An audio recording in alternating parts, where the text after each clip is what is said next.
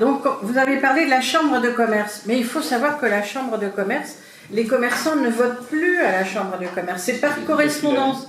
Et la correspondance, étant donné que c'est très compliqué, vous avez plus de 50% de déchets qui sont écartés de la... Moi, j'ai assisté au dépouillement des chambres de commerce. Je peux vous assurer qu'il y a la moitié des votes qui partent à la poubelle. Ça, c'est la première chose. Deuxièmement, c'est la grande distribution qui a pris toutes les places à la chambre de commerce. Donc, les commerçants, ils n'en ont plus rien à faire. Et deuxièmement, il y a 60 000 liquidations par an. Donc, ce qui fait qu'il y a moins d'électeurs, ça c'est sûr. Après, vous avez dit l'objectif de la loi. On rappelle que la loi Royer, c'est la concurrence claire et loyale.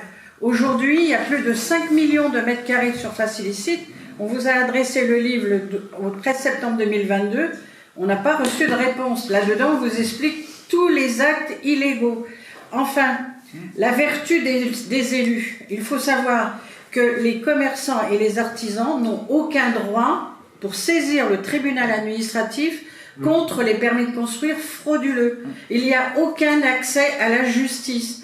C'est une dictature municipale.